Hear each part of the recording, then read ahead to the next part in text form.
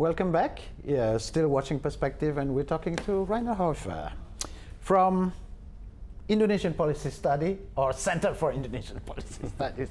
Back to your example there, where about Niger, for example. Indonesia is a country.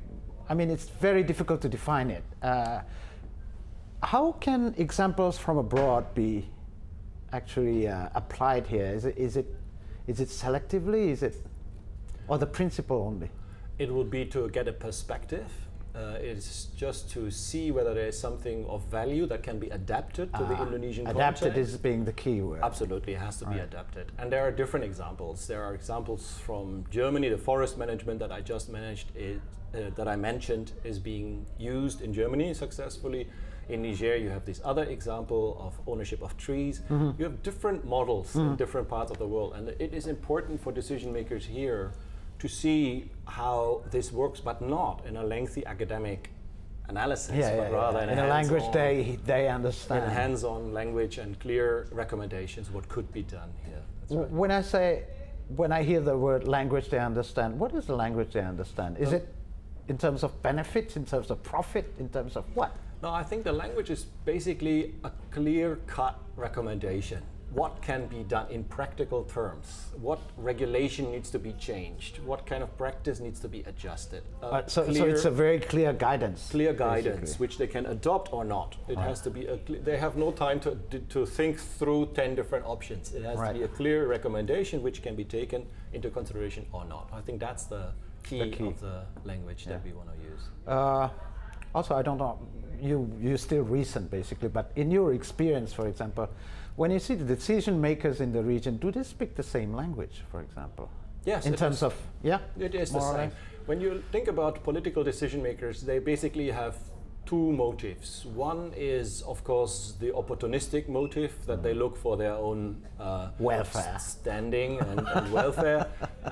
And here, symbolism becomes very important. So the policies are then, in that case, are driven by what symbolic value do they have for me as a politician. All right. So either you want to portray yourself as protecting your clientele, and maybe the farmers or the workers, or it depends where you're coming from. But on the other hand, there's also the other motive of actually creating change and doing good for society. So it's both. Mm-hmm. When it comes closer to elections, the symbolism becomes more important, etc. Right. So now when we address those target audiences, we need to keep both motives in mind. We need to tell them the benefits, the symbolic benefits, as well as the factual benefits at the same time. These are the two things, but there is an additional one, and I think that is important also relating to the particular perspective of our Center for Indonesian Policy Studies. And that is goes back to an economist from the 19th century. He once wrote an article, a good economist is the one who sees the visible effects of policies, but also those that are not yet to be seen. Those the consequences of your action. The bad economist, he said, is the one who only looks at immediate visible effects. We're trying to be the good economists who look at both the visible effects and the unforeseen at the moment. And this is something where I feel Indonesia needs help. In terms of what? Proposals that take into consideration the long-term effect, something like that. Like an effect that I just saw in Central Java was an effect of a policy on the national level to restrict or even ban the import of potatoes. Right. This leads to a rise in the potato prices in Indonesia, which makes farmers grow potatoes. The problem is, and I just visited the Dieng Plateau in Central Java, they have a huge problem with land degradation, soil degradation. Because of the crop, of potato because farming. of the potato, And the farmers wouldn't give up the potatoes because this is the most lucrative thing to do for them. So it's a rational decision making on their side. You can go and train and educate them for a long time. They wouldn't, because the profit, the benefit is clear for them. in the potato.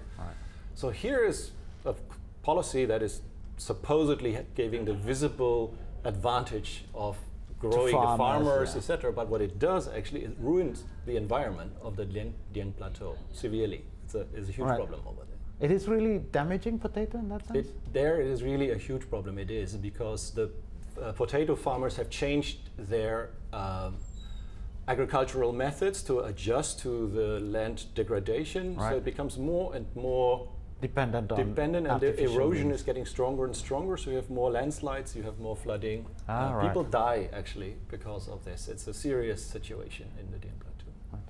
I will talk again about this interesting project in Dieng after the break. We will return.